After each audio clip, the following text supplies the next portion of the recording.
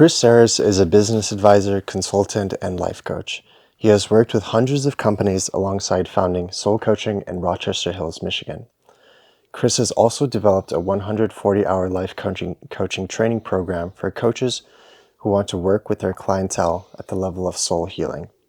His process helps other coaches connect with their soul wisdom and wake up through powerful coaching conversations. Welcome to the show, Chris. Great to be here. Have I missed anything? At a high level, nope. And I'm sure we'll get into plenty as we talk. Yeah.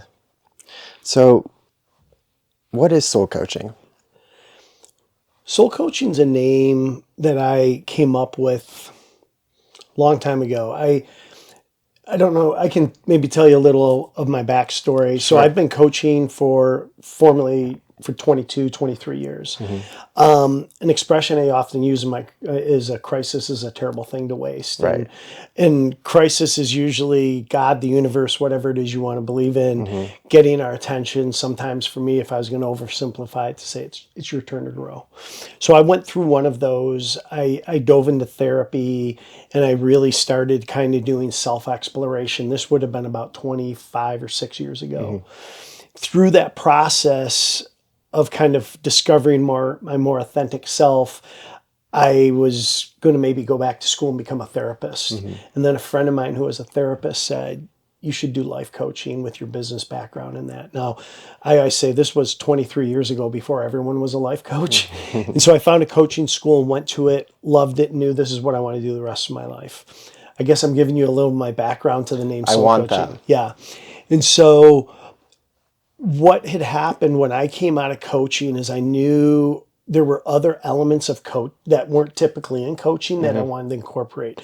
I did years of therapy, and within that context, I did this thing called inner child healing. Shadow work is another word for it sometimes. And so it was really deep and transformative for me, but also then there was this whole spiritual aspect that came through in my journey. And so I knew I wanted to do coaching, but I wanted to do deeper work. That's often the realm of therapy. Yeah. And I also wanted to incorporate this spiritual aspect, which like changed everything for me. And if you want, I can get into that part. So when I started working with people, they would be like, wow, this is really good, but this is not at all what I thought coaching was. Like, this is so much deeper. I've had people say this often. They're like, I've gotten more clarity in 2 or 3 times meeting with you than I have 3 years in therapy. And that's not to say I'm better or the process is better than therapy. It's just different. What do you think that is? Why do you think they were able to gain that clarity? Well, so with the soul coaching, I always kind of say, and this is just my perspective, that a lot of traditional therapy is like from the neck up. And I often, when I meet with people, the soul work is a lot of times the neck down. And it's all about kind of, there's this whole soul method that I have of understanding and connecting people at that. So I think it took it deeper and I incorporated things that aren't typically the realm of therapy. And I'm not even trying to compare and make it better than or less than therapy. They're very different. But people thought life coaching was one thing and there was this like very deep and transformative experience. So I'll answer the question. I kept trying to figure out, I need to call this something different. And then I came up with the word soul coaching. And so I don't know that I originated it, but I've been using it for 18 to 20 years. And then I ended up calling the company Soul Space. And then when I work within business, the soul of business. So it has this soul orientation. So long explanation to the name soul coaching. So when people are trying to manage their anxiety and, going to therapy or finding a life coach, what do you think is something that they're doing wrong? Do you notice that people run into kind of patterns when they're trying to approach their own anxiety, trying to heal themselves? That is a very common pattern for people to go through. But, you've seen that you've had to guide them out of that. Yeah. I don't like to use the word right or wrong too much, Right. So I don't know that anybody's doing anything wrong, but they may not have figured out the way they need to move or things they need to do that can address that. Does that make sense to you? And so I would say this, I believe anxiety comes from an overactive mind. Another expression I use is if you're a human being, you're a trauma survivor. Like Hmm. you can't not experience trauma. And we all have, to be a healthy human being, you need an ego. It's part of our mind. But there's a healthy part of your ego, and then there's this unhealthy part of your ego.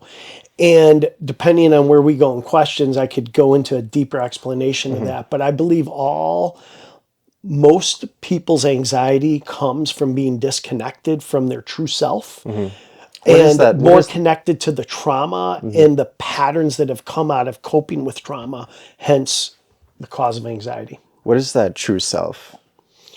So I believe there's more to us than this physical body. Hmm. There's an energy that animates that body. You can call that the soul, spirit. There's all kinds of names. True self would be another non religious sounding name that you might Hmm. want to use. But it's the aspect of you that comes from, I believe in a God, the universe. There's a lot of different things. I relate to God as an energy, Hmm. the energy of love. This is said in many sacred texts: God is love, love is God. And that the essence of who we are, the energy that animates us, is what often is pointed to and called the soul. Hmm. And so these are what I would say to everybody in this model that I have is that our core self, there is this divine nature that's eternal. Hmm. That when you die, you don't really die. This physical structure and body we've identified as Jan or Chris goes away, but the essence of who you are just returns back to Hmm. source. If I could give you a little explanation I give sometimes, when people ask me further, I'll say it's like this. If I take a cup of water from the Pacific Ocean and Hmm. analyze it, I'll say this has all the qualities and characteristics of the Pacific Ocean, but it's not the Pacific Ocean. Hmm. And then when somebody dies, it's like throwing the water back into the ocean. What does it do? It just becomes the ocean again. Right. So we're all coming from the same place in a way. Yes, absolutely. Yeah.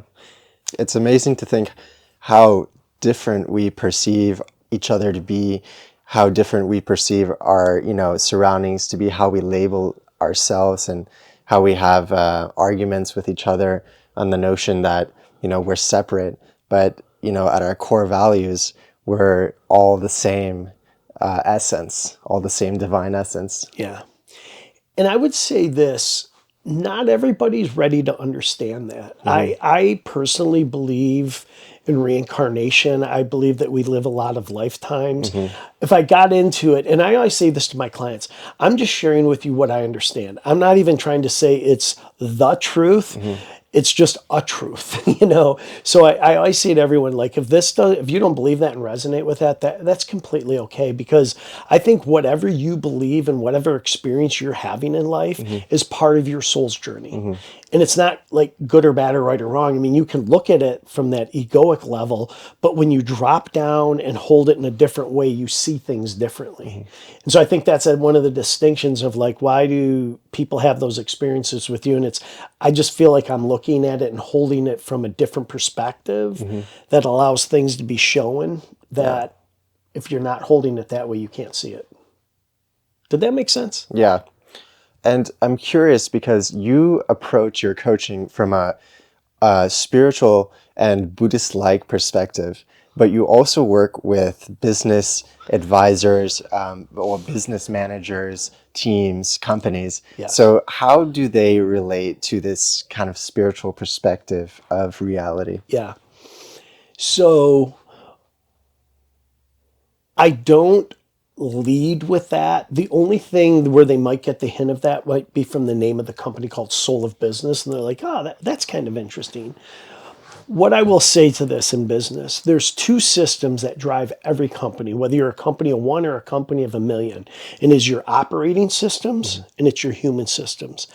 I've declared myself to be a human system expert. And what I know I can do is come in, and if the leadership team, the owner, and the different people that make up the team or the company are open to the kind of approach I have, which is solving human systems problems, I enter it that way. And I have some some very secular, non-spiritual ways in which I can approach conversations of challenges with people. Hmm. And it's really after I've gotten to know them and I've gained their trust that I let them peek behind the curtain and go at a deeper level.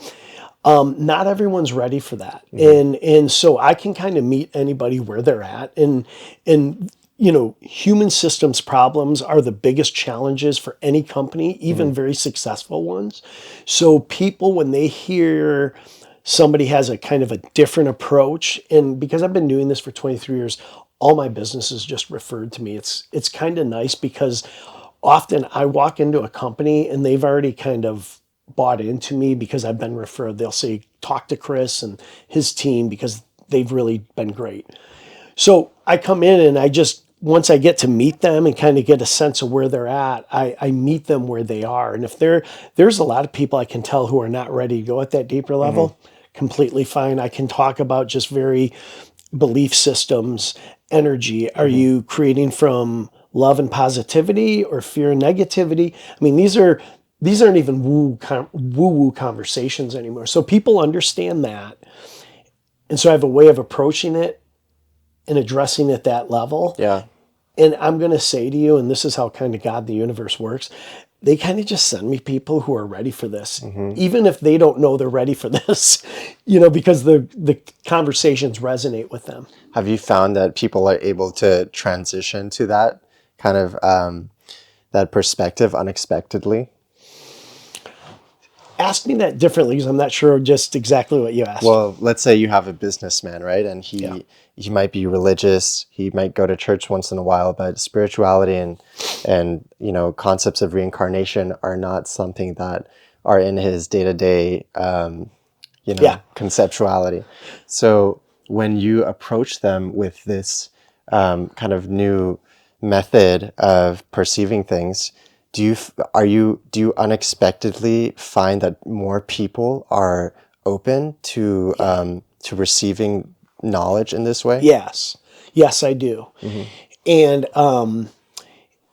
And so let me say this, like the reincarnation conversation and that would be probably once I really got to know somebody, Yeah. and I can tell. Sometimes I can After tell in 2 or 3 sessions, right? yeah, or I can tell in 10 minutes. Like Hmm. let's just say this, if you and I sat down, I'd probably be able to pick up pretty quick if you were open to this. And if Hmm. it was relevant, I would go there. But I don't usually lead with those type of things. That But to makes answer your sense. question, I believe way more people are open to this than ever before. I Mm. mean, we're in a really interesting time in Do you think human that's a history. culture thing?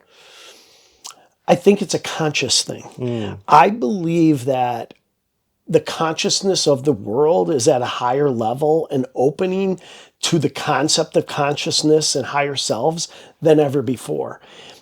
That's my take. And so what's very interesting is for a long time people would say, "Oh, will you work with my kids?" And am I allowed to swear on this podcast? Sure. Okay.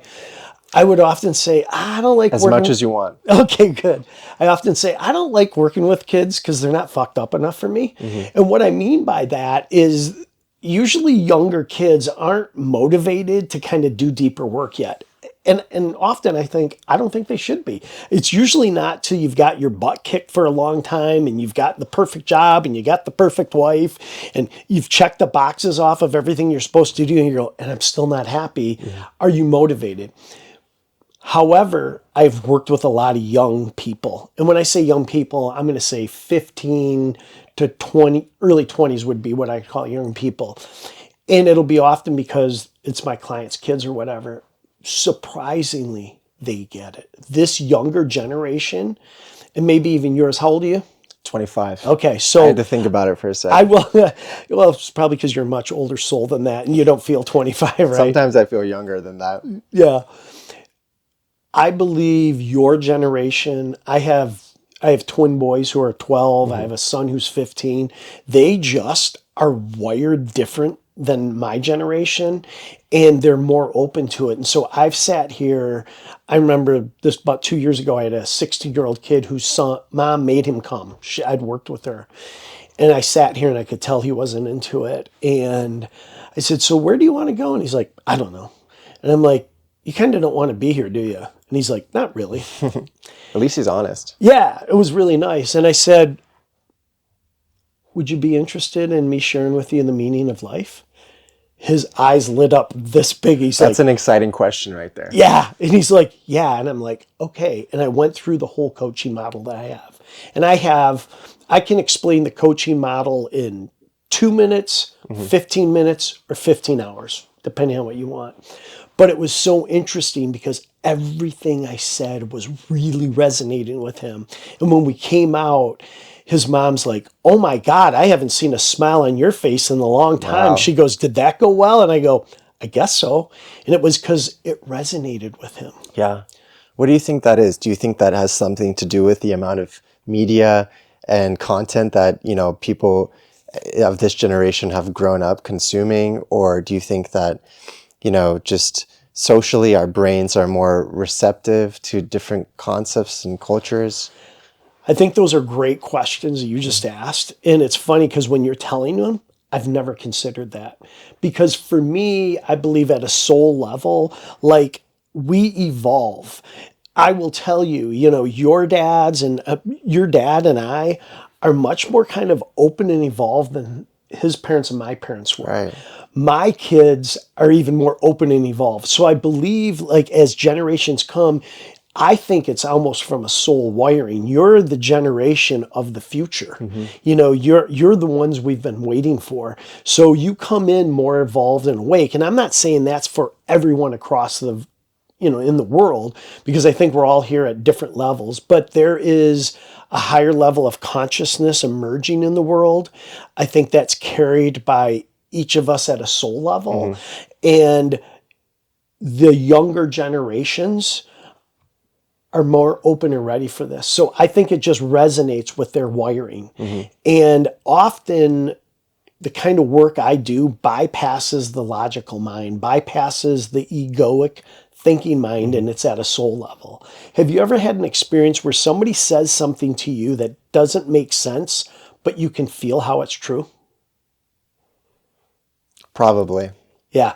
And I don't know because I move very intuitively through the world. Yeah. So I've had people where they've said something and it totally resonates as true. And I'm like, and I don't even understand what you said and it feels true. And that's because you're processing information at a different place. They actually say, science says there's 3 centers of intelligence in our body, 3 different brains. We have our mind that everyone else is familiar with. That takes in and processes information in one fashion. Then we have our heart, and that takes in and processes information in a different way. So that's the second intelligence center. And then the gut, that gut feeling, that is the third intelligence center. So there's 3 distinct areas within us that process information. And that's why I often say when we're doing this work, we can just chop off your head. Like, I don't need a whole lot of your programming and thoughts. And that's what's up there, and there's nothing wrong with it. But it's really like, let's go down here. Let's go down here where the truth is. Let's go down here where the pain and the trauma is buried, and all of the layers and walls and coping mechanisms that we've created to be okay in the world are at.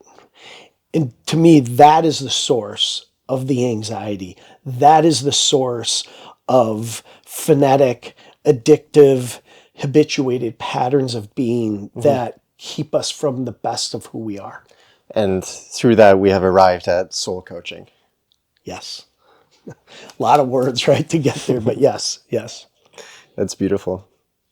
So, Does that make sense? Where does all that land for you as I lay all of that out? What comes up for you? yeah, I mean, that makes a lot of sense. We have genetic knowledge stored within us that is not necessarily analytical or conceptual, but it is the perception and the wisdom of our soul. And that is what brings us into the world. That is what it leads us into the world, not, being book smart or, learning page 32 in this textbook. It's the essence, the divine essence of our being. And so tapping into that through coaching, I think, is extremely authentic. And yeah, it's So precious. two quotes that I love that speak to what you just said. One came from Quran, Hmm. and I can't, and I'm going to maybe butcher it, and I think it's a Buddhist quote but it says, "Go slowly, don't run, Hmm. for it is only to yourself you must return. Don't run, go slowly, for the child within you cannot keep up." And the child within you is just a metaphorical part of you that holds the innocence, holds the perfection of who we were before life happened to us. Hmm. So I've always loved that one. And then another one that I often use is by Rumi, and he says it Oh, in I a love Rumi. yeah, Rumi's the best. He's great. And the quote, now again, this isn't the quote perfectly, but basically the gist of it is not your job to seek for love, but merely seek for all the barriers you've built up against it. Right, because love is our natural source, Yes. right? That's our natural Yes. state of being. But we have distractions and we have these layers of thought and idea and conceptuality that prohibit us from aligning with that natural source of who we are. Yeah. And we become identified with something we're not. Hmm. It's an aspect of who we are, our ego, but we are not our ego. Hmm. And so this is, by the way, the ego and exploring it and having discussions about it is a big part of the coaching I do, even in business. Because again, independent, we'll see how deep we go today, but there's a positive part of your ego and then there's a negative. A lot of times when people first get into this, they're like, I want to get rid of the ego. And I'm like, first off, you can't get rid of the ego. You don't want to. The ego is We not the need it. problem. Yeah.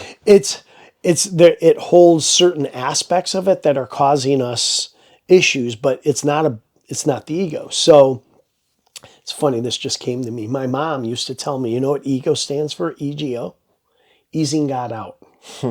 So I often, when I'm coaching with people, point to my head as the ego Yeah. and the heart is the true self, right? There's that essence.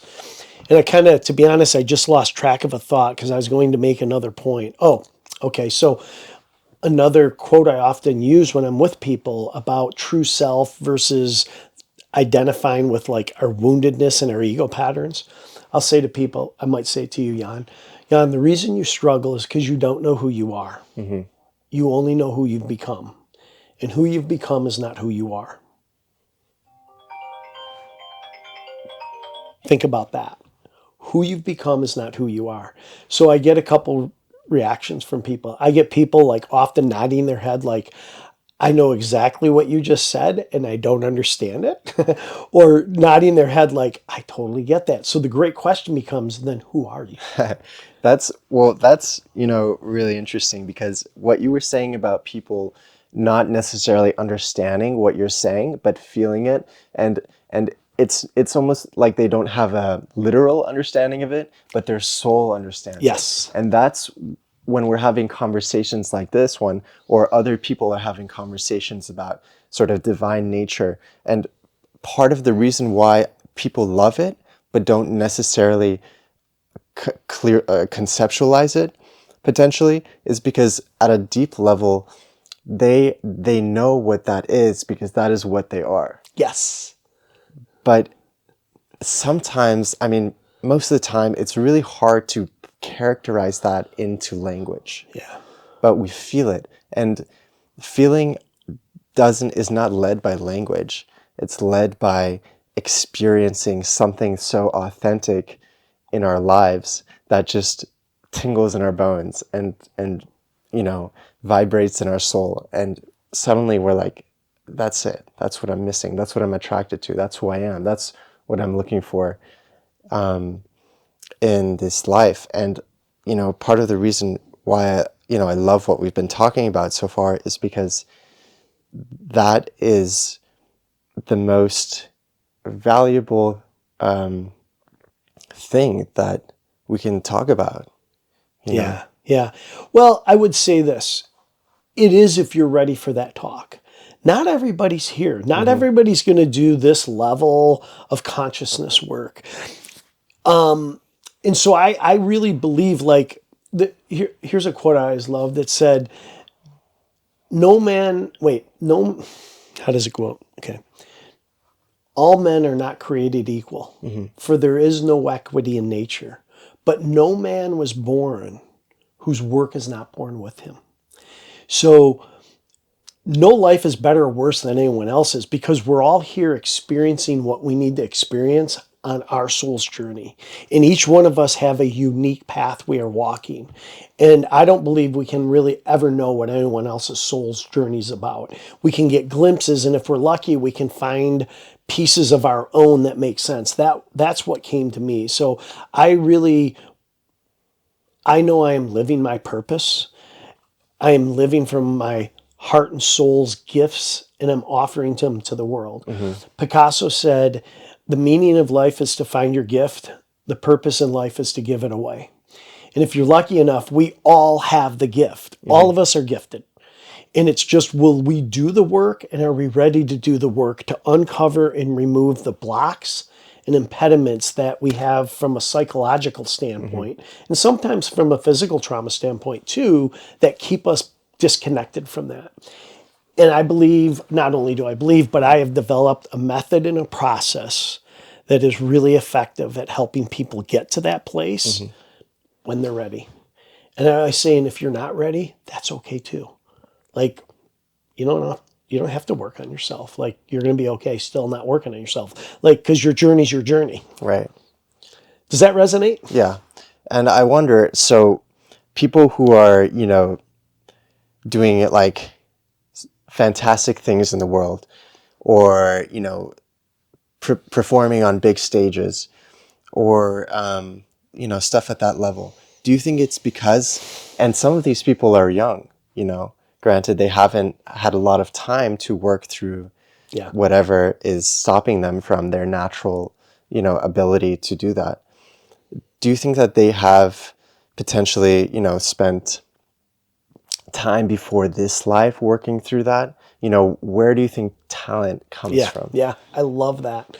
So as I mentioned earlier, I believe in reincarnation. So I know that we travel through many lifetimes and we acquire gifts and talents and abilities.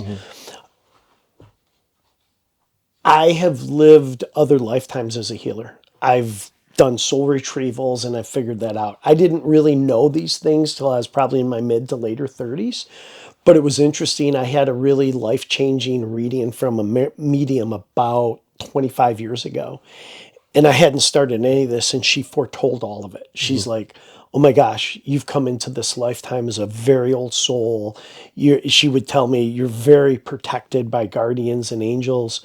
And she said, you're going to do healing work. That's why you've come here. And she literally, everything I do now, she foretold all of it 25 years ago. And I'm like, what? I'm a healer? And I just went through a really hard divorce. Yeah. And I own a marketing advertising agency. And being a healer was like the furthest thing from my mind. Yet it was true. And then I'm like, really? And she's like, but she goes, if you want to. And I remember going, why wouldn't I want to? And she goes, because you have free will. You may not choose to do the work you need to do. And she literally said to me, you have a lot of inner healing work you have to do for yourself before you can do this. And you may choose not to. And I'm thinking, why would I choose not to? But we all have that. That's part of destiny, is we have a destiny and we have free will. And so, yes, I believe that we all have soul gifts and talents and abilities. And because of this, like, I've always resonated with Native American culture, and I've learned to play the Native American flute very quickly. I've built a lot of really cool leather things that, like, people are like, oh my gosh. And I'm like, I don't know. I just had it in my mind. And if you ask me, I don't know if it's true or not, but it feels true. Yeah. That, like, those are things I've just done in other lifetimes. And people would be like, how do you know what you know? And I'm like, I don't know. You know what I mean? Like, even when I was early into coaching, people would be like, how did you know that? And I'm like, I don't know. It's just there. It's something I see and feel. And I believe that comes from soul level wisdom that has probably been acquired through many journeys.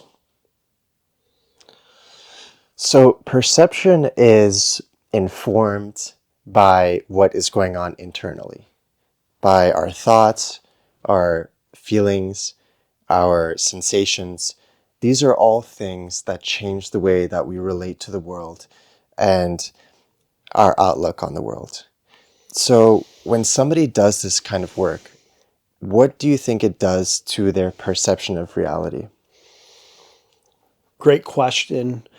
What I heard you say, and correct me, I heard you say, how I heard you first started out was perception is created by internal feelings and these different things. You said something to that effect, right? Hmm. And it was funny because my first thought is yes and no. I think most people, until they've done inner work, their perception is totally affected by external reality, people's perceptions, what they're being told through media and all that. So I feel like a lot of people's perception is crafted from external influence more so than internal. But don't you think, for example, if they receive a news story and they feel fear, don't you think that that fear affects the perception of the news story itself? Absolutely, absolutely. And so I loved how you started that because I wanted you to say, I'm like, wow, I haven't really thought about that. So I'm going to give you two other quotes that I like. One was by Jesus, and he said, can you be in the world and not of the world? And that is a cornerstone quote of mine because this world is full of, it's duality. It's full of beauty and it's full of darkness. It's full of love and it's full of fear. And as you awaken and as you become more authentically yourself, you're able to be in the world, but not caught up by all the external things. So that's one concept. And what I often say with people is, Jan, if you are one of my clients, I might say, the reason you're struggling is you're living your life backwards. You're living from the outside in versus the inside out. And outside in living is my reality and my sense of self and my identity all comes from external validation. Do I have the right clothes? Do I have the right job? Do I have the right partner? Did I go to the right school? Do I have the right bank accounts? All of that tells me who I am. That's a back-assward way to live. But it's the way most of us live until we don't. And then a lot of times through crisis or through external events, something comes up and you have to flip the script. And that's when you have to go in and find out, who am I? What matters to me? What is my reality? And to do that, you usually have to do some healing. But then as you do, you start to live from the inside out. And a quote I got from, I believe, Farhan was, so I'll give him credit whether he gave it to me or not, was that if you never saw an angry person, if you never had an angry thought, you'd never see an angry person. Because the external reality is just a mirror of who we are internally. Right. So really reality, I say reality is so subjective and malleable. And it's just based on like who we are and how we've been programmed. And then it shows up out here. So if I feel like I'm not good enough, one of my core wounds growing up was I never felt good enough. So one of the addictions I developed, and I never really had any substance addictions in my life except sugar. But my soft addiction I grew up is I became addicted to validation and approval from others. So that developed my kind of personality to move in a certain way. And for up to like 35 years of age, I spent a ton of my time and energy and reality trying to get other people's approval so I could feel okay about myself. And the problem is, you could have given me 100,000 people who thought I was great. And if there was one person in that stadium that didn't, my reality would be based on that because that's how I felt about me. And as I've done this work and come to really, really love myself and accept myself and know myself with all my flaws, all my limitations, and I'm still okay. Now I like me. You could stick me in that same arena. And if there's another 100,000 people who didn't like me, that would spark a curiosity. Why? But in another way, it wouldn't matter because I like me, and that's all that matters. And I don't mean that from an ego standpoint. I mean that from just a love and acceptance of who I am and all my beauty and limitations as a human. Why do you think people struggle so much to be present and to accept their own shadows? I love the word shadow. I could do all kinds of shadow work. I don't think most people even understand. Can we define what shadow is? Can you define what shadow means to you first? The way I define shadow is this. It's any disowned or denied parts of ourselves that end up causing problems or limitations in our life. So That's a broad. Yeah. And I'm pausing because like I could go really deep down this rabbit hole. And it's We all parts of, have a dark shadow. and it's parts of ourselves that we don't like. It's parts of ourselves that we've rejected or discarded, and often we didn't even know it. So, because truly the core ego structure, including the negative patterns, is in place by the time we're like 7 or 8 years old. And then we just keep building off of it, if you will. So, and I'm only pausing because like I'm going about 3 different places in my mind on shadow. There's 2 aspects of shadow. We have a dark shadow, which could be like the negative patterns or perceptions that we have of ourselves or that others have told us are not acceptable and lovable. And then those can be like kind of toxic and show up as, I'll tell you, one of my shadows is like, so because I grew up with 3 brothers and a sister, to get my wants and needs met, I learned to become aggressive. I learned to be a bully. I learned to be selfish and take care of mine first. And that was just a young person getting my needs met. And I didn't even understand that like that was a shadow part of Do you think that was out of fear that your needs wouldn't be met unconsciously? I think at that age, I don't think we perceive it that way. We don't. I think it's just primal and we adapt. So I had one other brother. We became very alphas in our family. And then my younger brother of 5 years, he became very passive and docile. Because he didn't have room. There wasn't room for him. And he learned to be okay with not having his needs met. And to get my needs met, I'll take what's mine and I'll even take what's yours. So I think some of this tends to be almost primal because think about it. At 7 or 8, I'm not thinking in this intellectual way we can now. Right. But that's one shadow. But there's this other shadow too, and we all have a golden shadow. And the golden shadow are the giftedness and the truth at a soul level that we're in denial of too. So I'm actually, through doing shadow work, through looking through my belief systems, through looking at my egoic patterns of getting my wants and needs met, and in healing and releasing those patterns. And I say to everyone, they're not wrong because they got your needs met. They just don't serve you anymore. And they don't serve other people around you. Yeah, and that's how we typically find out is through the negative feedback, like a wife or a partner, a spouse going, this doesn't work for me, I don't like it. Or it shows up at a work where a boss is like, hey, you're too much, you don't really listen well, and you only talk about yourself. Those are all shadow aspects that somebody hasn't dealt with yet. And it also doesn't serve us in the sense that I think one of our most fundamental desires is to benefit other people. At a soul level. At a soul level. And your gift will always be in service of others. But that's in the ego realm, that's typically not it. And even and I'll tell you for myself, because I became a people pleaser and a caretaker, which are not healthy patterns. And other people would benefit from it. And you'd be like, gosh, Chris is so nice. He's always there for me. And that part is true, but the dysfunctional part was I was doing it for my brokenness because I need you to like me and I need you to validate me. So you're benefiting from it, but it really is selfish for me. Because in the end, and I remember when a therapist confronted me with this, and it was really hard because she's like, that's kind of selfish and it's very egocentric. And I'm like, what do you mean? I just like helping people. She's like, you do, but it's mostly for you. And I didn't even realize like that was so I could feel okay about me. Then as you healed it, I became what she called, instead of a caretaker, I took and I'm caring for you, but it's taking from me. You become a caregiver. And a caregiver is where you just give and you don't need anything back. I'm not giving and doing this for you because I need you to like me, whether I state that or not. I'm doing this because I am moved to share and connect with you. Yeah. And the soul is generous. And the soul will always want to serve. I always tell people when you're living from your purpose, it's always in service of others. It's not transactional, it becomes relational. If that makes sense.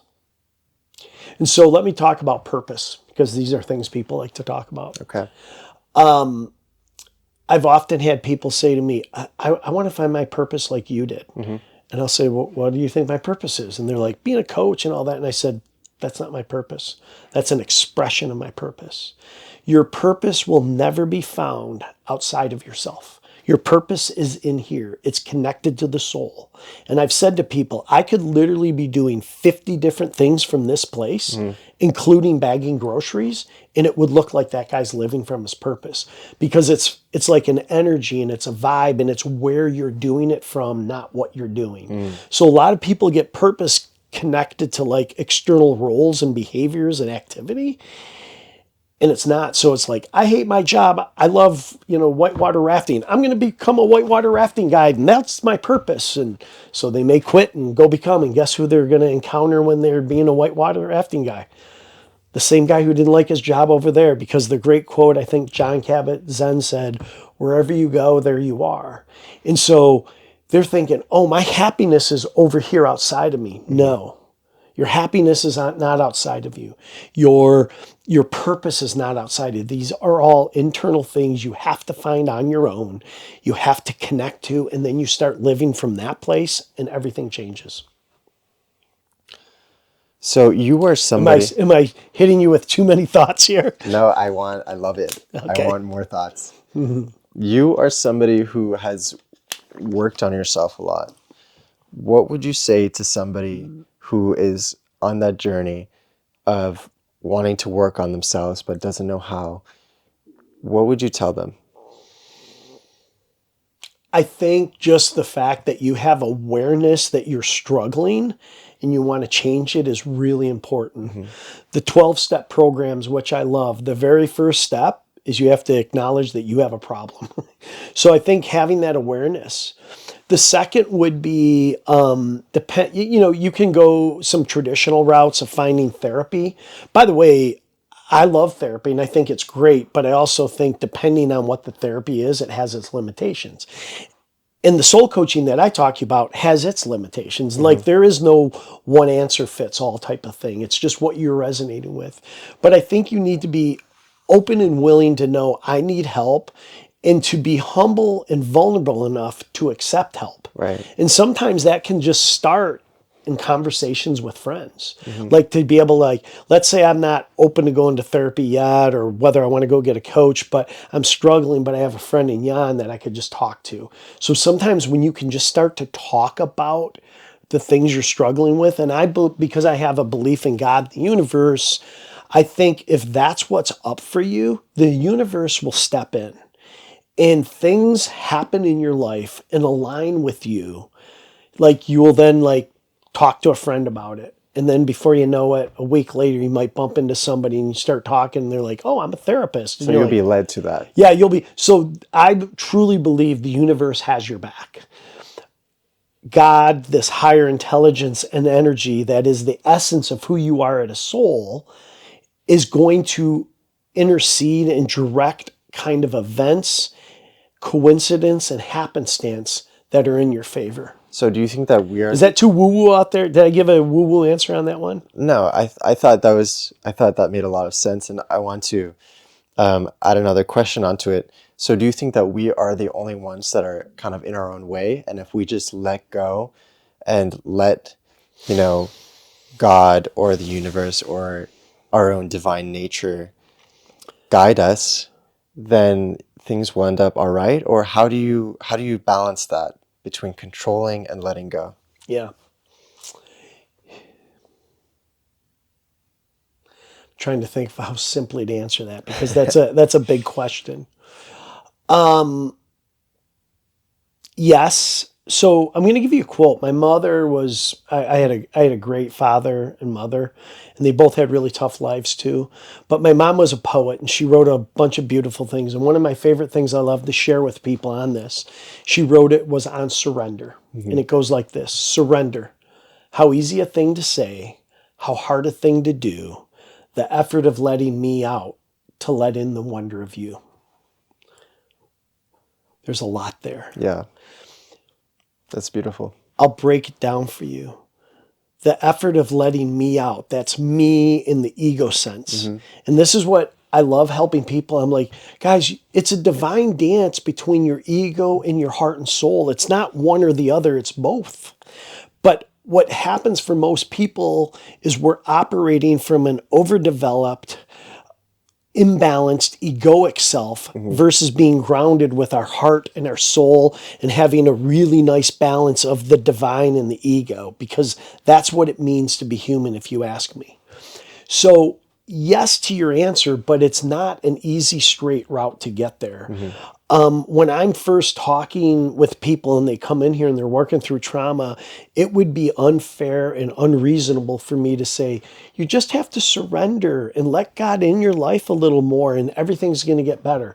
Because where they're at, they're not capable of doing that. That's like somebody who hasn't ever run. And for me to go, oh, you want to run a marathon? Let's go run 12 miles right now. Like, we need to start where you're at. Yeah. But surrender is a key concept, and that's where I like to help get people to. But it takes work. It takes healing, because there is fear there. And when you talk about fear, I don't know if I defined it earlier or not, but I love this definition of fear: false evidence appearing real. I say to people all the time, and I'll say to you, 95% of whatever you're afraid of is never going to happen, because it's just made up shit in your head. What do you think people are afraid of? I think at a core, so we all carry, can I explain the model to you really quick? I don't know if you'd ever want to show this on the video, actually pull the model up, but I could give you the graphic. Definitely. I'm going to show it to you in this fashion, but if you ever wanted to have it on the screen.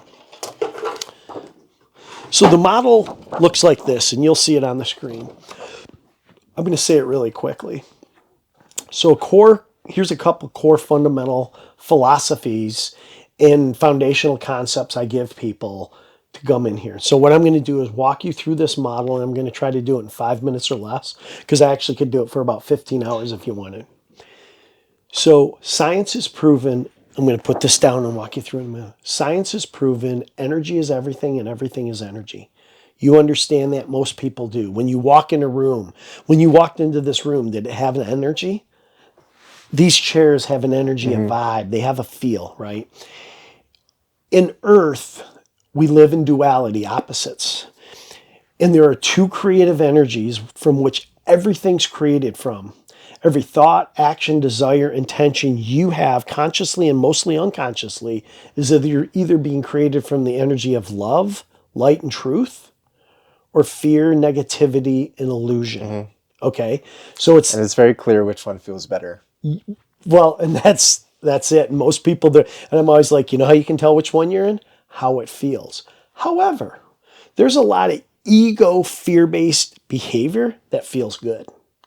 It feels good to the ego. It doesn't feel good to the soul. So if you're operating from your ego, winning all the time feels good. By the way, ego's awesome for athletics. You need an ego. It's nice to have some soul gifts, but you need the ego to competition and all that. There's a place for it all. But the ego of me going, I don't have enough, so I'm going to take something from you, that feels good to my ego, but it would never feel good to the truth of who I am, because that's not how things should be. So, energy is everything, everything's energy. You're either creating from love or fear. Fear is false evidence appearing real. When you incarnate in this lifetime, you're kind of like this perfect chunk of love. You haven't been domesticated yet. So, you have a father who grew up from Spain, and you have a mother who, I don't know if she grew up in this country or not, but they came from very different cultures. So they're going to program and raise you very different than my parents did. So as humans, we are all domesticated, and we are all programmed by our parents, by our culture, Right. by all of this. And by our teachers, by our friends. all of it, right? And so what happens is, and I've said it earlier, to be a healthy human being, you need an ego.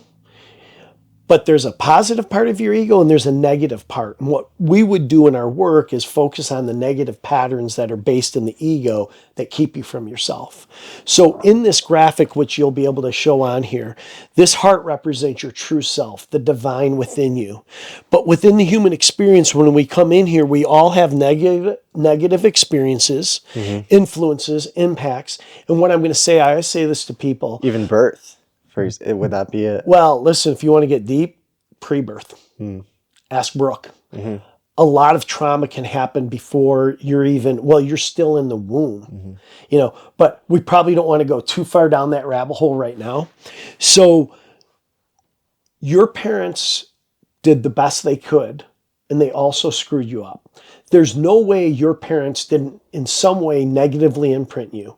Now, there's good parents and there's bad parents, but I will say in general, all parents are doing the best they can with what they know. Even if you were a parent who did everything to have a positive effect on your child, potentially that desire to only be positive to your child could be a negative thing. 100%. A word that people use a lot now is toxic positivity. And so that just becomes a coping mechanism too, but that's a great point, and I'm glad you brought it up. So they all did the best they could. And here's the bottom needs. As human beings, we all have different wants or needs, and it's impossible for any one or any two or any five people meet them. So even when they're there, you're still going to have unmet wants and needs, which can then become traumatic in some way. I love this. This guy once defined trauma as this. There's two types of trauma. One trauma is when you didn't get the good things you deserved in life. The good things that you wanted too. The good things you wanted and the good things you deserved. And the other type of trauma is when you got the bad things you didn't deserve. And we've all experienced those in different ways. Yeah. And so what happens is these become the negative influences. And then from that, we all develop wounds. And within the wounds, we experience fear, blame, confusion, shame, and a sense of being lost. And then as a result of that, we will start to develop false beliefs. And I call them false beliefs because they're not true, but because you believe them, they're true for you. And I believe we all have the same 5 core false beliefs and operate from them. And they're this: I'm not safe, I'm not lovable, I'm not acceptable, I'm not worthy, I'm not good enough. Everybody carries those, and they sound similar, but they're very nuanced difference. And if I had to boil it, if you asked me, Chris, just pick one that we all have. You know what it'd be? What would it be? I'm not safe. Because when we were young and vulnerable and open, life traumatized us. Yeah. And then the trauma and the negative experience passes, but we hold the trauma because we don't know how to process it. And by the way, we can't process it. 5 and 7 and 8 and 9 and 10 and 12-year-olds, they can't kind of process trauma the way we can when we're older. Like you have different intellectual tools and abilities when you're older to actually do it. Right. And what is the result of not being able to process trauma?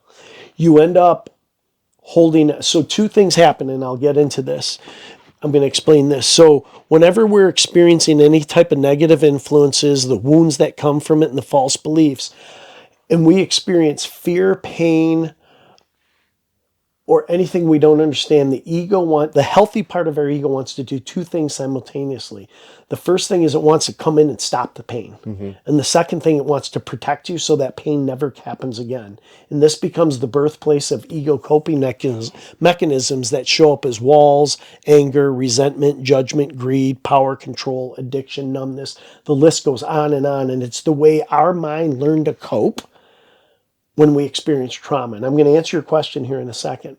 Then what the ego does is it does one more layer of coping mechanisms that we call masks, which start evolving into your personality and identity. And it's the way you learn to behave to get your needs met. So you're going to learn to behave one way with your mom, another way with your dad, another way with your siblings, grandparents. So we come up with these masks that are, I'll be good, smart, likable, funny, successful, popular, better than, a loner, needy, needless, introverted, extroverted. It's all the ways that we learn to cope in those moments to get our needs met. So then the trauma passes, but what we're hanging on to the whole time is the unprocessed wounds, the false beliefs, and the egoic patterns and coping that got our needs met. And those are all based on fear and not truth. So eventually it's going to stop. The only thing sustainable in life is truth. Anything that's based on fear and falsehood eventually stops working. So if one of your things, I just need to be nice to everybody and I need to have everyone like me and I'll be okay. That's not true. But it was true for me for 35 years because I believed it. And until an event happened to help me go, ooh, that's not true. Where did that come from? Actually, it's you being inauthentic, you being a fake at times, you being manipulative, you being needy, and being very seductive in how you get your needs met. Now, when you look at it that way, it's like, oh, I don't want to do that either. But that's what happens. And so now once I have that awareness and I want to do something different with it, and that's what I'm really good at, is being able to first give somebody a map. And so what happens is this whole soul coaching method shows up as, it's this. It's helping people understand all of these different layers that keep them from their authentic self and helping them process and release all of this. So let me ask you this. When you get mad, when you get lost, what happens? How do you feel? When I get lost Let's say in you're life, driving a car and all of a or sudden you're lost. so physically lost. Yep, physically lost. How does that make you feel? What can I have some context to the situation? Am I going to a baby shower? You're going somewhere. Am I going to You the casino? Where? wherever you want. Okay. You pick one. And all of a sudden you're driving and you can't find it. Let's say I'm going to an appointment because it's a little bit more high stress. Okay. So, well, I would start to blame myself. 100%. I would start to think that I did something wrong. I would start to think that the person I'm going to the casino, or sorry, not the casino, the appointment, will start judging me. Will start to think that, I'm a bad person. Will start to, and then I'll think that I'm a bad person, and start to just feel anxious about the whole thing. I find that fascinating because I have a completely different response. So when I get lost, I get mad. Like I get mad and I start MFing the map or not. And the other thing that I do, and this is my unhealed trauma. So I get mad and then I like to blame people. So my wife, we have a joke, but she gets blamed for everything. If something pisses me off, it's my wife's fault. And that kind of is more a joke, but it comes from, because that's actually how I've acted a lot of times. Like I like to blame people. So what's interesting is just in this contrast, and I'll get to the point in a moment, but I found it fascinating because it says a lot about you and how you relate to yourself and maybe even things you need to heal. And it says a lot to me, but it's funny because you turn inward on yourself and I explode outward. Yeah. And neither one's healthy. So to finish the metaphor, being lost brings up a lot of stuff for us. But then what do we do if I'm driving? Back before we had Google and Maps, you'd pull into a gas station and you'd walk in and you'd say, I'm lost. Can you show me how to get to this appointment? In the old days, they'd pull out a map and they'd be like, you're here. This is where you're trying to go. And this is how you're going to get there. What I would feel in that moment is instant relief because now I'm not lost anymore. Oh, now I know where I'm at. Now I know how to get there. Everything's okay. When people come into here, they are lost typically. They are struggling. They don't know what's going on. So what's beautiful is even in my first session, when I can give them a map like this and go, this is where you started. This is where you're at. These are the reasons you're struggling. And here's how you get back to there is through this. And so I watch people come in here struggling mightily and they leave in one session and we haven't done any inner work, but I've given them a map and I've given them an understanding that helps them calm down and helps them see there's a way. And if they resonate with me and they like it, they might even say, and now I found somebody I can maybe trust to help me walk me through this process and get me back to myself. I'm glad we did that little map exercise because Yeah, that really gave a foundation. and what I feel so interesting is like your response was so different than mine. And if we had somebody else in here, theirs would be different. And it's funny because the question alone, just as a coach, just in that little, what you just told me, I saw 4 areas you and I could go into conversation with. And you just through telling the story highlighted this pattern you have of turning on yourself, making yourself wrong, Yeah. making up a narrative about what they're going to think, Being judgmental towards myself. and then taking that judgment and putting it in their mouth and thinking they're going to judge me. It's wild, isn't it? Yeah, it's very debilitating sometimes. But that's not, well, I've been working on just seeing that for what it is and not, and just being okay. First of all, being okay with that sensation of judgment that I have towards myself and exploring it and allowing it to exist without resisting it. But then also realizing that it's just a product of, my conditioning, my mind, and it doesn't have to define my reality.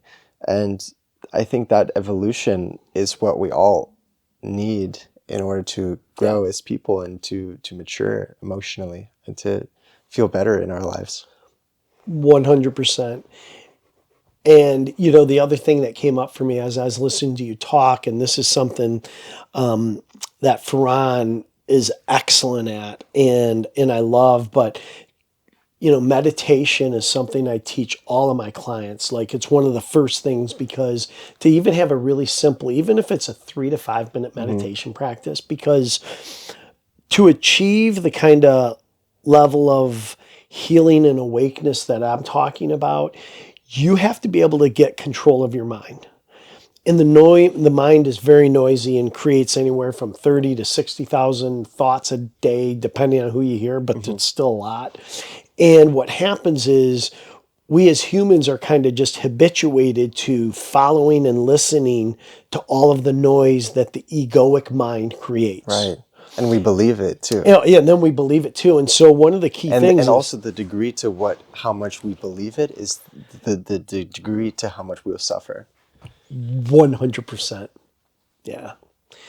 And so you hear things like cultivating presence and meditation. And I just propose meditation from a very practical, tactical tool of learning to quiet your mind and not be attached to it.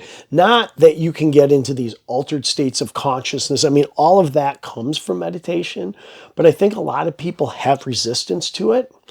I think partially it's the ego's resistance because the ego is going to resist anything that's going to cause it to lose power. And if we start to get very quiet and develop a meditation practice where we can quiet the mind and create enough separation between our thought and our action, that's where the power is. The ego loses a lot of power. So when I propose meditation to people, I try to make it very small, inviting, and digestible. And that's why I'm like, I don't care if it's just 3 minutes a day. Yeah. Like you can do 3 minutes. And they're like, okay. And so every single one of my sessions, we start with doing grounded breathing and about a minute or two of just quieting the mind. And I also think that one of the things to consider is what time you do it. For example, 3 minutes, before dinner time in the afternoon versus 3 minutes the moment you wake up, they're very different levels of intimacy with your own mind. I've never heard it said that way, and I agree with you 100%. And it's really interesting. And I know you come from a background with your dad. I don't know how much about your mom's background about that. I mean, your dad's one of the more awake people I know. He's done a lot of his inner healing, and he's a beautiful teacher and practitioner of all of these. So I know you have a great lineage there, and what you just said is something I had never thought of, and I agree 100%. And for somebody who hasn't done anything like that before, that's why I just make it really small. The truth is, I meditate like I often would say I take 5 to 7 times a day, because every time I have a client, one of the first things we do is, after we get over our little highs, is like, all right, let's do some centered breathing. And we just close our eyes and just check in with ourselves. So I Yeah. do it a lot, but I've never thought about it the way you did. And so what I say to people, the truth is, I'll spend, depending on what's going on, 20 minutes to a half hour in meditation. Love it. But if you've never done it, that's why I go, just try 3. Because everyone's like, oh, I can do Yeah. 3 minutes. And then once they do it a Three little is an bit, easy number to yeah, yeah, accomplish. yeah. So, but I love that point you made. And I think it's really important. And I'll probably always use that distinction, is like being connected to I don't yourself in the charge morning. royalties. Pardon me? I don't charge royalties. You don't, and I wouldn't give you credit anyways, because I like to steal the good stuff from others and pretend it's mine. Yeah. I like your style, man. Thank you. And By the way, I don't believe anybody. It's all God's, if you will. Like it's so. well, it's all a one consciousness, Yes. right, of wisdom. And we've been analyzing and contemplating this for thousands of years. Yeah. Yes. And it's been passed down over generations. Yeah. Hence why we keep evolving, and why I and your dad and your mom were more evolved probably than our parents, and why you and my sons, kind of just from a consciousness, are more open and evolved than we were. And that's just, if you look at society, we had cars that could get up to 30 miles an hour back in the 1900s. Now they go, I mean, you just keep evolving and expanding. So, So do you think everything will be all right? yes. Yes. And what does all right mean? I could ask too. Like, that's just, will everything be okay? As a personality, I'm an eternal optimist. I just learned to be optimistic, and probably overly optimistic at times. But what I do know is that, from my own lived experience, the hardest things that I've went through in my life have ended up becoming the best things for me. And I've went through different hardships, just like everyone. Why But do you think that is? that I had that experience. Why do you think those hardships have become the best things for you? Well, so one of them, the easiest one, is when I went through a divorce. So I'd been with my first wife for almost 10 years. Went through a very unexpected divorce. Really, probably one of the most painful events I've ever went through in my life. And what, in that case, it helped me is because it kind of blew up my life, and it caused me to start doing things differently. And really what it ended up being is a great growth event for me. And I was probably overdue to grow and heal and Right. release things that weren't, so I would say this: for my soul's destiny to do what I needed to do in life, I needed to do some healing. I needed to shed these false beliefs. And the most effective way to do that typically is through a crisis, Right. or through a painful event. Because I always say to people, whenever you're having the best time in your life, do you think to yourself, I need to change this? Of course not. So the way the universe works and the way it gets our attention, I believe, and starts to get us to wake up, is we typically have to go through an event that is painful in some fashion, to shake up our current reality and our current norm that keeps us operating in that way, so that something new can happen. And by the way, not everyone learns from those events. So they keep repeating the patterns, and typically the pain point keeps getting raised until somebody's attention is gotten. Yeah. So that goes back to your quote, a crisis is a terrible opportunity to waste. Yeah, terrible thing to waste. Terrible thing to waste. And so what do you think is the deciding factor between reliving those crises and you having it as a learning opportunity versus just having it as a pattern that we go through over and over again? I heard everything you said, but will you rephrase or repeat the first part? Because I didn't catch. Yeah, so I mean, there are two. When you have a crisis, there's two directions. You can kind of get through it, and then potentially go through it again and again and again and again, or you can use it as a learning opportunity. What decides those two paths? So I'll say two things. I think there's two factors. One is like your soul's journey, and the other is the strength of your ego. By the way, I have people in my life, friends, clients too, who are so stuck in their egoic patterns and causing pain, but they don't want to change. And so I often say to people, do it right or do it over applies to lifetimes. So sometimes we might need to go through a number of lifetimes continually repeating a certain pattern before we learn. And I always say it's not my place to judge how many times you need to burn your hand on the stove before you decide you don't want to burn your hand on the stove. Right. And I can be If there. you're like, damn, that's hot. Yeah. And I could go, hey, Jan, you don't want to touch that. It's hot. And you're like, what do you mean? Oh, but some I people, remember. yeah, right. But a lot of times, I'll use a scenario I know with a friend of mine. I know this person who's very self-absorbed but really enjoys their self-absorbedness. And What do you think they enjoy about it? it's all egoic fun. So they like the high of buying new stuff. They like the high of having somebody like and approve them. So they go through a lot of relationships with the other sex looking for validation and approval. So they are stuck in these egoic patterns, Right. and they really don't want to change them. And although it's causing pain for people in their life, they have figured out how to make it okay so the pain's not as great because they like what they're doing. Do you think that, And to oversimplify it, what I would say is they're not ready for that change yet. do you think that they're afraid of that change? Afraid of who they might be without that egoic security? I think in this case, but I think this person I'm referencing is a stand-in for many of us. They don't even stop to think about it. They just like what they like, and they don't want to deal with They like whatever what they don't like, want to deal with. and they don't like what they don't like. Right, and they don't like. And so right now, they're not ready for growth. They're not ready for change. Yeah.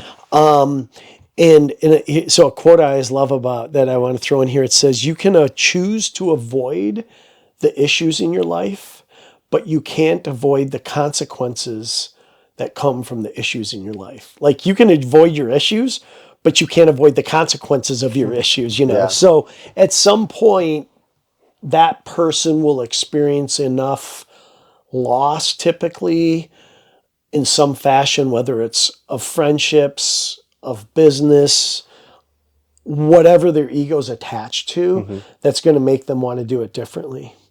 And so, and it's funny, I say to people, and here's a quote that kind of fits, and I've said to people, and I tend to deal with a lot of very, very successful people.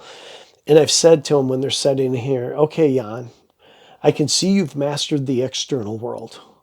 But now the question is, are you going to master the internal world? The internal world is hard. There's a lot of work. I tell people all the time, waking up and healing yourself is the hardest thing you'll ever do. It really is. Do you think it's harder than getting $1 million? For some people, because of that fear.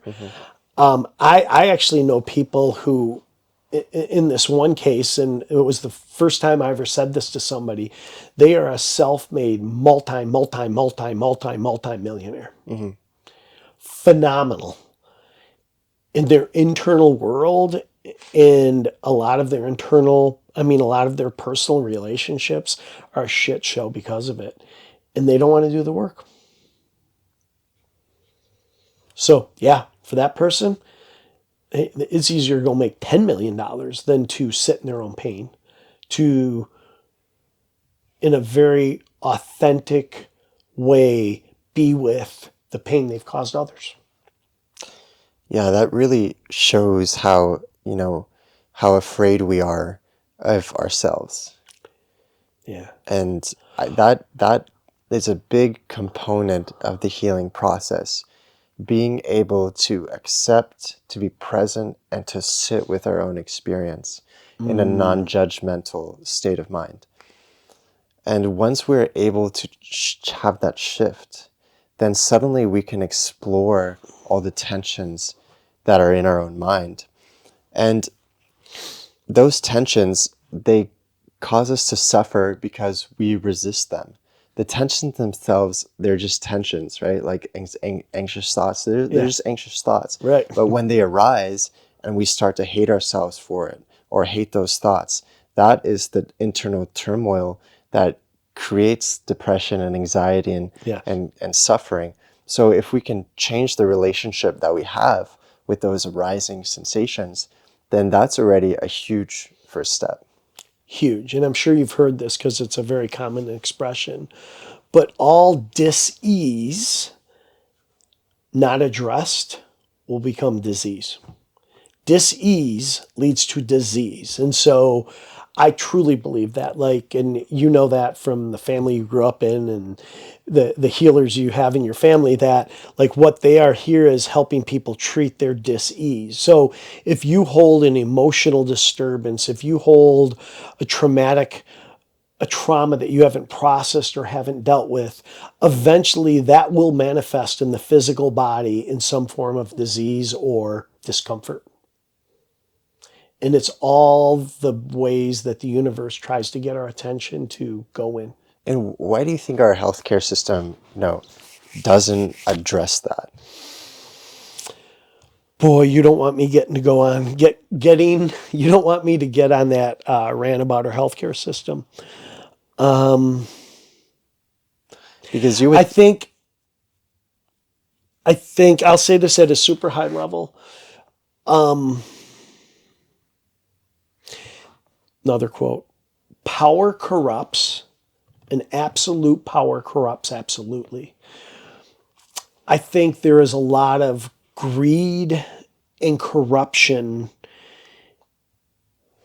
in almost all the major external systems and ways in which we conduct life, from our government to big pharma to big food. I don't want to sound like a doomsayer or a negative Nelly, but I think there's just a lot of corruption and egoic domination in almost all parts of the world we live in right now, especially where I live in the United States. And I believe that in the next 5 to 10 years, a lot of this stuff is going to change. I think a lot of things are falling apart because that's what happens to corrupted systems. And there's a lot of chaos right now. But the one constant in life is change. And there's a universal pattern that exists in nature, and we as humans are the only ones who avoid it. And the pattern is this: order, disorder, new order. Life, death, new life. You can frame it any way you want. It's a pattern that we all go through. so it's after new order, there's disorder. So it restarts every time. Yes. So it's the growing. Yeah. It's like, And spring. evolves Yeah. each time. You continue to evolve. So what happens though is humans, we get stuck in the disorder part because we do not like disorder, because we don't want to deal with things that are painful, because we only just want to be happy and we're seeking all of that externally. We will do anything that we can to avoid the pain and struggle of disorder. But the paradox, if I can, I want to say this: the paradox of avoiding our pain is that we create more pain. Right. Not only for ourselves, but others. And look Right. no further than addiction. Right. That is a pattern of trying to avoid pain. And all it does is create more pain and suffering, not only for you, but the people around you. So we have to be able to, when we're ready, to enter into the chaos of disorder, the pain that we've Of been our avoiding. own disorder. Yeah, of our own disorder and of the pain we've been avoiding, in order to have the new order, the new life. Yeah. And nobody can get there any other way. I always say there's a thousand roads to Rome, right? There's no one right way, but I will tell you, you have to go through the crucible and transformation process of being with all that is not right within us and not based on truth, our deepest truth of who we are, and just the the big T of truth of God, if we want to get to the other side. I love that. Um, and, to sort of wrap things up, what would you say to your 25-year-old self? Wow,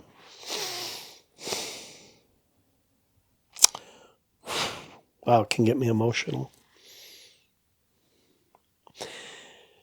If I was sitting here with my 25-year-old self and he was listening, I would first tell him I love him very, very much, and that he is a beautiful person who has so much to give in the world.